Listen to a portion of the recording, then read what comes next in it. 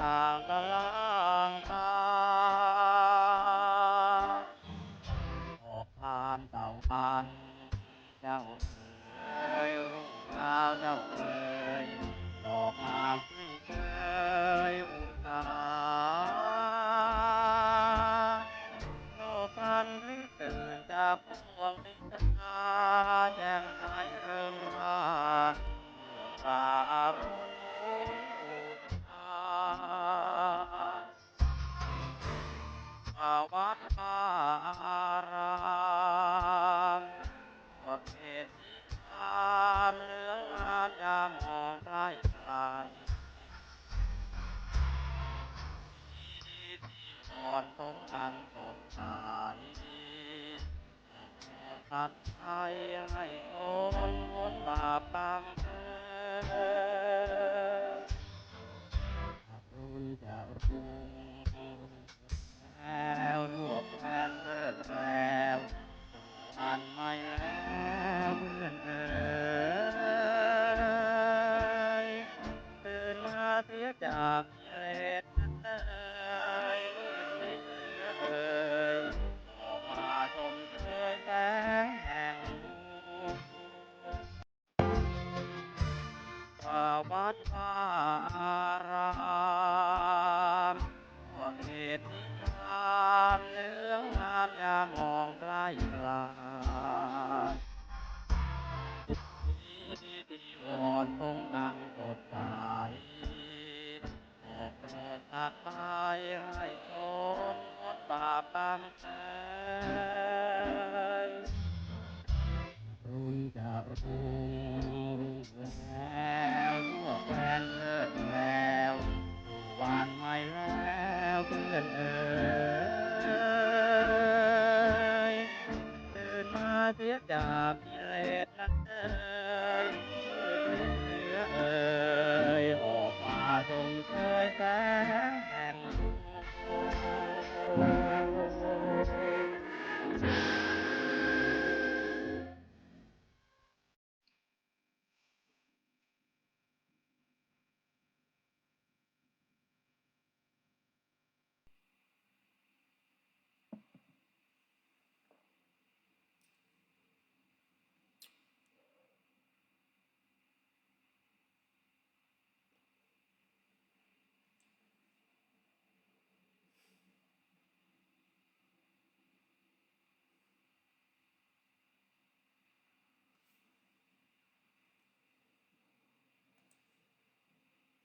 เจริญพร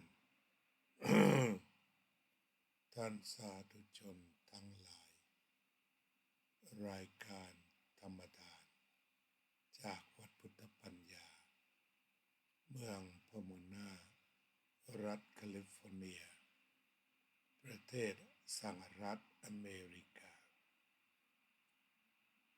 พบกับท่านสาธุชนอีกวาระหนึ่ง วันนี้วันที่ 18 มิถุนายน พุทธศักราช 2569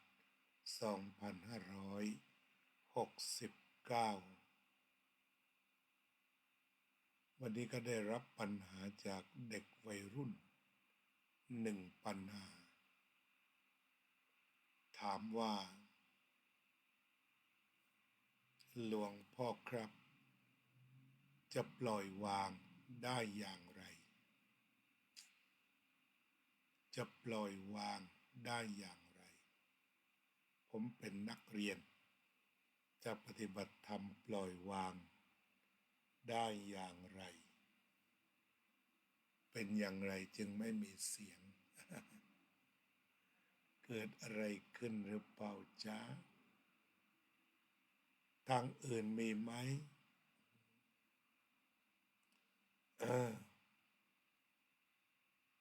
ก็เพิ่งมา2 คนนะ ข้างหน้าก็ปรากฏเสียงดีอยู่ ระบบการถ่ายทอด ก็บอกว่ามีเสียงอยู่นะ โยมเคนอาจจะลองปิดโทรศัพท์แล้วเปิดใหม่ลองดูหน่อยก็ได้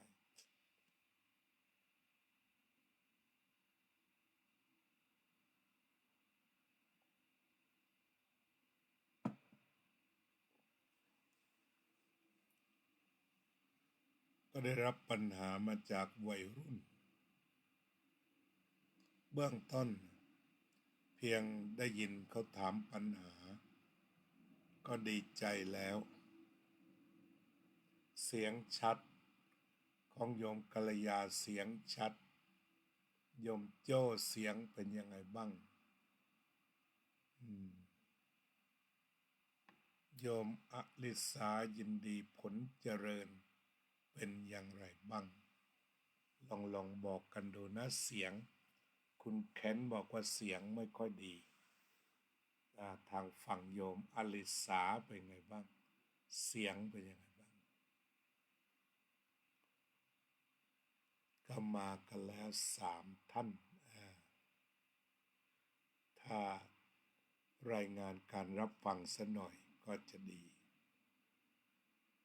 เบื้องต้นเด็กนักเรียนนักศึกษามาถามปัญหาก็ดีใจแล้วว่าเป็นเด็กแต่สนใจเรื่องความไม่ยึดมั่นถือมั่นเขาจิตเขาดีทีเดียวเขาบอกเขาเป็นนักเรียนจะปฏิบัติความไม่ยึดมั่นถือมั่นอย่างไรทีนี้ต่อมาเราก็จะต้องมาทำความเข้าใจไปทีละประเด็นคือคำว่าไม่ยึดนั้นไม่ยึดอะไร ไม่ยึดอะไร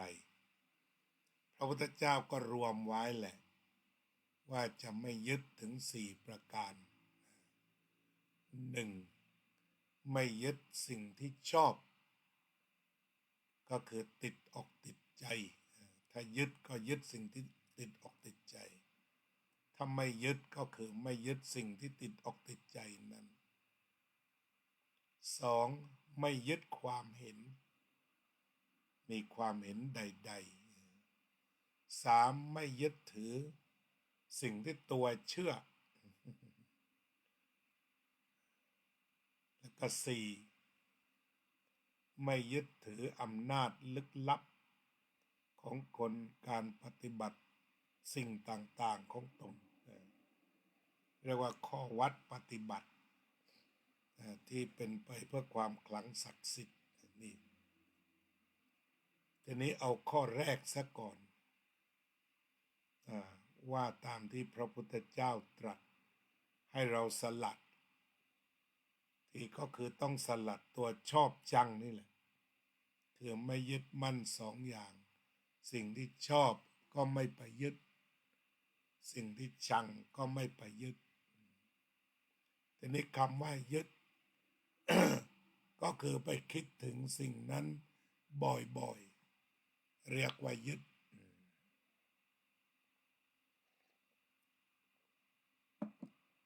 ก็แบ่งเป็น2 อย่างนั่นแหละอภิชฌากโทมนัสคือยึดสิ่งที่น่าพึงใจกับสิ่งที่ไม่น่าพึงใจ2 อย่างสิ่งที่น่าพึงใจและสิ่งที่ไม่น่าพึงใจสิ่งที่น่าพอใจและสิ่งที่ไม่น่าพอใจก็มี2 อย่างเท่านั้นไม่มีอะไรมากนั่นก็คือสิ่งแรกนะทีนี้มันมาจากไหนมาจากไหนก็มาแค่6 ทางนี่แหละมาทางตาเรียกว่ารูปจะไปดูอะไรมาล่ะแล้วก็ติดอกติดใจนั่นแหละคือยึดติดยังไม่พอยังมาย้ำคิดต่อไปคิดหลายรอบหลายครั้งนับไม่ถ้วนต่อสิ่งที่ติดใจมานั้นนี่คือความยึดมั่นถือมั่นหรืออีกฝั่งหนึ่งก็คือเมื่อเห็นเมื่อได้ยินได้กลิ่นได้รสได้ถูกต้องสัมผัสได้คิดก็ปรากฏว่าเกลียดเหลือเกินชังเหลือเกินต่อรูปเสียงกลิ่นรสโผฏฐัพพะธรรมารมณ์นั้นแล้วก็นำมาย้ำต่อเกลียดอยากให้สิ่งที่เกลียดนั้นมันหายไป จากโลกหรือว่าอยากทำลายทิ้งด้วยความรู้สึกแบบนั้นหลายครั้งติดต่อกันหรือว่าหลายวันหลายเดือนหลายปีถ้ายังย้ำอยู่ก็เรียกว่ามีอุปาทาน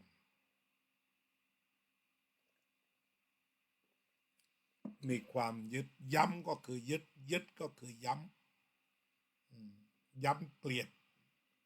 ย้ำรักสองอย่างย้ำเกลียดโอ้น่ากลัวคนที่เข้าคุกทุกวันนี้ก็คือย้ำเกลียดแล้วก็ย้ำชอบเช่นว่าชอบความร่ำรวยแต่ตนเองไม่มีความสามารถไม่มีทิศทางแต่ว่ามันไปย้ำอยู่ในที่สุดก็เอาทุกทางแม้แต่การค้ายาเสพติดที่จะนำชีวิตไปติดคุกก็เนื่องจากมาจากอุปาทานเนี่ยอุปาทานก็คือการย้ำแล้วย้ำอีกคิดแล้วคิดอีกในเรื่องที่ชอบทีนี้มันก็มีสองอย่างเลยเรื่องชอบกับเรื่องชังที่ว่าย้ำแล้วย้ำอีกอันนำไปสู่ความทุกข์ที่เรียกว่าอุปาทานทีนี้เราก็มาดูต่อไปว่าเราจะมีวิธีปล่อยอย่างไรวิธีก็คือจะต้องมามีสติแล้วก็มีปัญญาพิจารณาเห็นสิ่งทั้งปวงว่าเกิดแล้วต้องดับไปทีนี้มันดับไปแล้วก็ดับไปไม่นำมาคิดต่อไม่นำมาคิดแบบคาใจต่อไปแล้วไปเลยอันข้อปฏิบัติเบื้องต้นก็คือเห็นแล้วก็เห็นไปเลยเห็นแล้วเห็นเลยได้ยินแล้วก็ได้ยินเลยไปได้เห็นก็เลยไปเห็นแล้วก็ปล่อยไปได้ยินแล้วก็ปล่อยไปได้กลิ่นก็ปล่อยไปได้รสนั่นก็ปล่อยไปได้โผฏฐัพพะนั่นก็ปล่อยไปได้ธรรมารมณ์ก็ปล่อยไปมาแล้วไปก็คงจะถึงจะต้องบริกรรมถ้ามันกวนใจมากมาแล้วไปเกิดที่ตาดับที่ตาเกิดที่หูดับที่หูเกิดที่จมูกดับที่จมูกเกิดที่ลิ้นดับที่ลิ้นเกิดที่กายสัมผัสดับที่กายสัมผัสเกิดที่จิตต้องดับที่จิตวิธีการก็คือเจริญการเกิดดับถึงมันจะไม่ปุ๊บปั๊บทันท่วงทีแต่ว่าดูเอาไว้เกิดแล้วก็ดับไปมาแล้วไปมีแล้วหายไปก็เลยมีสูตรให้ว่ารับรู้ดูเห็นปล่อยวางมีแล้วหายไปเกิดขึ้นแล้วดับไปไม่มีอะไรที่จะติดค้างอยู่ตลอดไปล้วนมาแล้วไปเกิดแล้วดับไปแล้วดับไปจริง ลองศึกษาดูสักเรื่องเช่นว่าฉุนจัดโกรธจัดดูไปสุดท้ายมันก็หายไปสลายไปแล้วไม่กลับมาอีกเลยฉันเคยโกรธใครอย่างไรพอเริ่มโกรธก็จับศึกษาเลยว่ามันอยู่นานไหมมันร้อนไหมมองเข้ามาในกองเพลิงเมื่อจิตมันว่างจากเรื่องนี้ไปคิดเรื่องนั้นพระพุทธเจ้าบอกเราแล้วว่าจิตมันคิดทีละเรื่องเหมือนลิงที่กระโดดเข้าไปในป่าจับกิ่งไม้ทีละกิ่งไม่ได้รวบพร้อมกัน จับแล้ววางจับแล้ววางในประเด็นนี้มันก็มีความวางอยู่โดยธรรมชาตินั่นคือวางอยู่โดยธรรมชาติแต่ถ้ามันติดหนักก็ต้องมองไปว่าเป็นเรื่องธรรมดาเกิดแล้วดับไปมีแล้วหายไปผ่านมาผ่านไปก็คือทำอย่างไรจึงจะไม่ย้ำอยู่ณจุดนั้น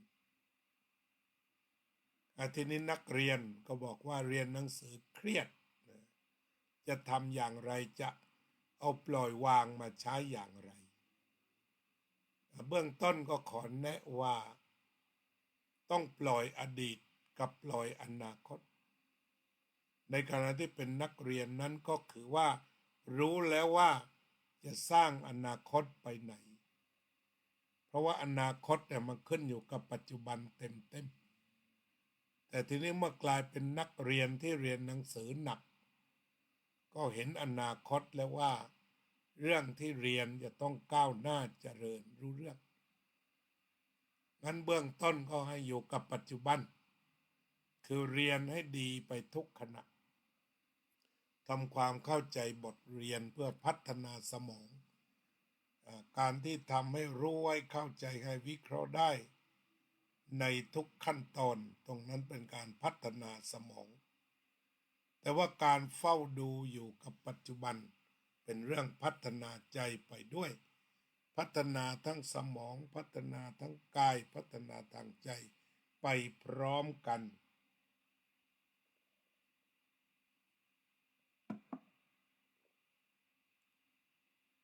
พัฒนาใจเดินไปด้วยกันไปพร้อมๆกันกับการพัฒนาสมองทีนี้ก็เป็นนั้นว่าทำปัจจุบันให้ดีเรียนวิชาอะไรในปัจจุบันขณะเรียนให้ดีที่สุดทุกวิชาที่เข้ามาทุกกระบวนทำให้ดีที่สุดเรียนให้ดีที่สุดทีนี้จะวางอย่างไรก็คือเราใช้ปัจจุบันขณะทีนี้พอหยุดเรียนห้องเรียนเลิกวางเลยไปทำอะไรต่อก็มาหาปัจจุบันขณะเราต้องเดินทีนี้ก็หยุดคิดเรื่องเรียนไปซะไปคิดเรื่องเดินไปขึ้นรถไปรอรถหรืออยู่บนถนนก็ดูสิ่งที่อยู่เฉพาะหน้าขับรถให้ดีที่สุดขึ้นรถเมล์ให้ดีที่สุดไม่สร้างเรื่องราวใดๆแถวป้ายรถเมล์ ไม่ชวนทะเลาะเบาะแว้งกับใครจนถึงบ้านเมื่อยังไม่นอนอันนี้แนะนำว่าถ้าที่บ้านมีต้นไม้รดน้ำต้นไม้ช่วยพ่อช่วยแม่รดน้ำต้นไม้ได้ดีถ้ามีสวนก็เข้าไปทำสวนซะเลยเลิกคิดถึงการเรียนเสียทั้งหมดไปอยู่กับสวนเลย มีอะไรทำบ้างปลูกต้นไม้ดูผลไม้ที่กำลังจะเติบโตรดน้ำต้นไม้ใส่ปุ๋ยแล้วแต่มีกิจกรรมที่ทำก็ได้เหงื่อได้ความผ่อนคลายอาบน้ำอาบท่าเสร็จถ้าว่ามันเหนื่อยมาทั้งวันก็นอนซะนะวางไว้ก่อนค่อยตื่นขึ้นมาหลังจากสมองสดแล้วก็อ่านเลยสมองสดใจชื่นก็กลับมาทำหน้าที่มีการบ้านอะไรที่จะต้องวิเคราะห์วิจัยพิจารณาลึกซึ้งตื่นเช้า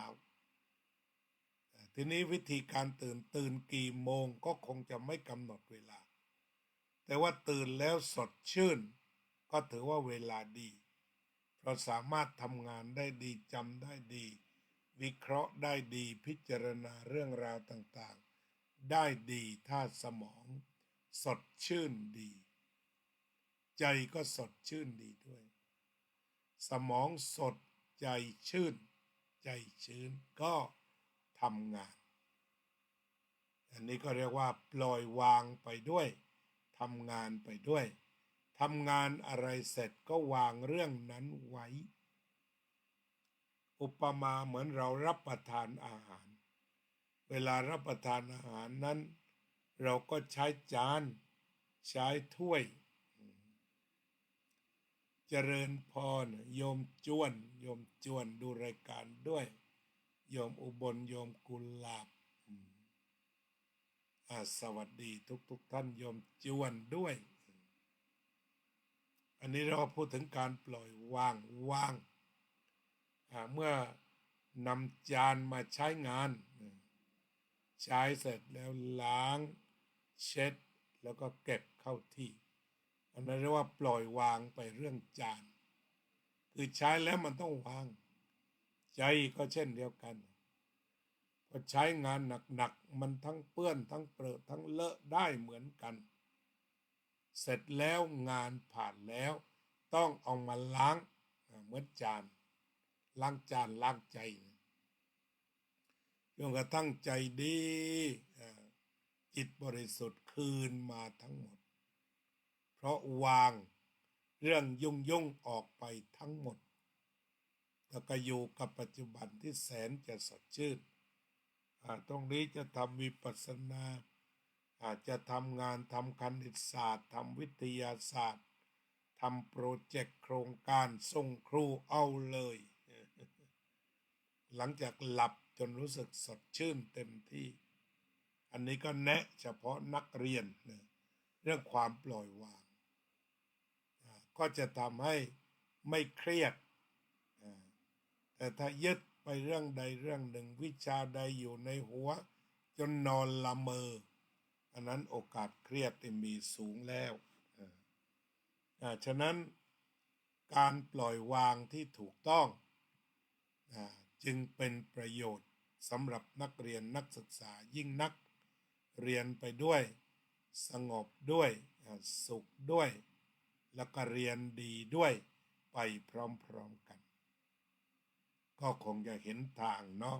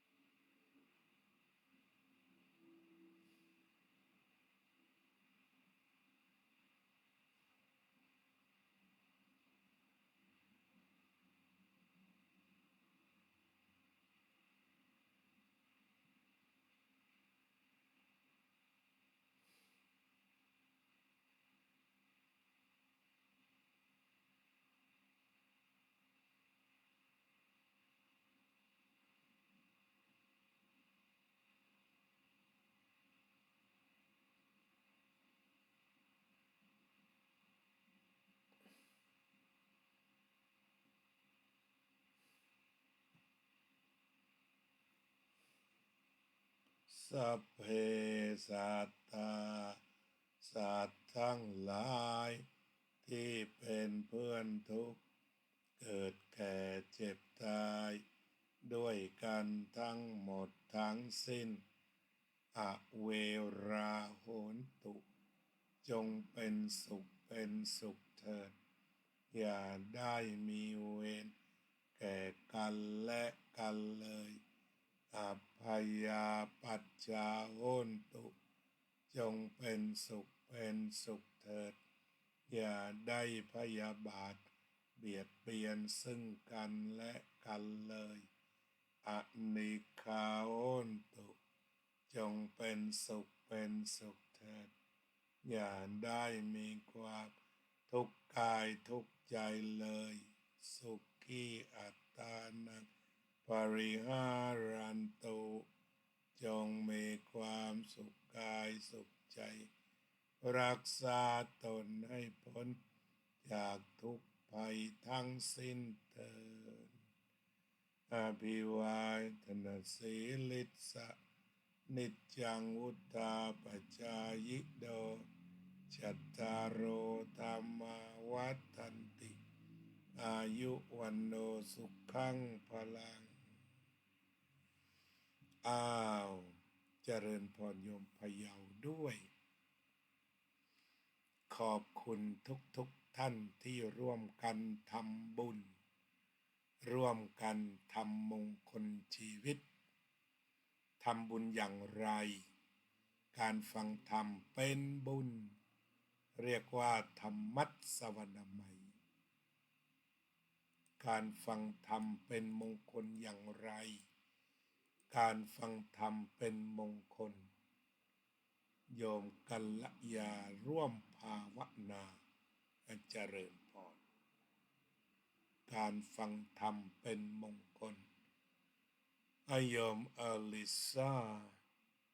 ยินดีผลเจริญร่วมภาวนาสาธุเราร่วมกันภาวนารักษาจิตให้ถึงความปล่อยวางยิ่งขึ้นโยมอุบลร่วมภาวนา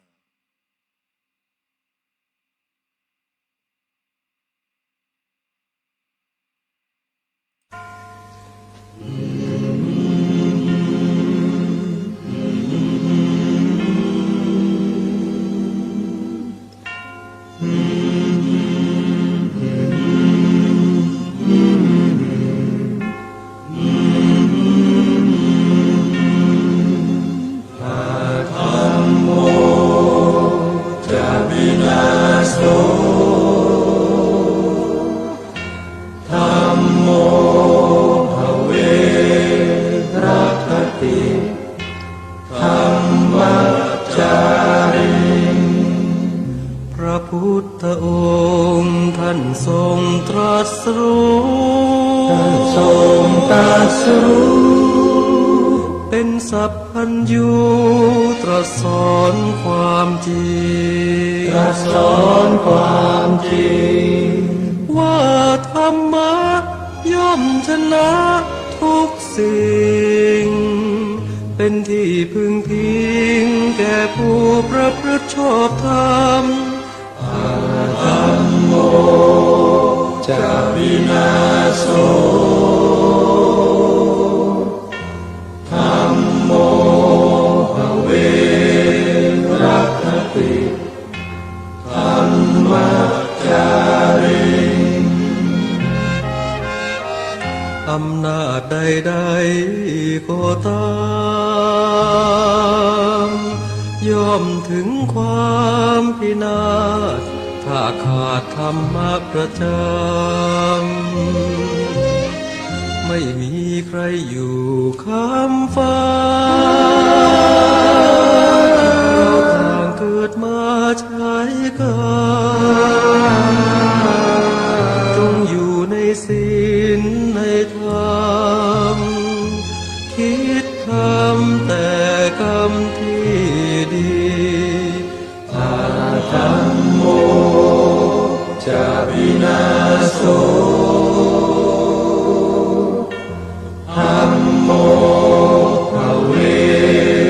รัคติธัมมัจจาริธรรมส่องสว่างสู่ทางสุขสีคำจุนโลกนี้นิรันดร์ธัมโมจะวินาโสธัมโมภเวรัคติ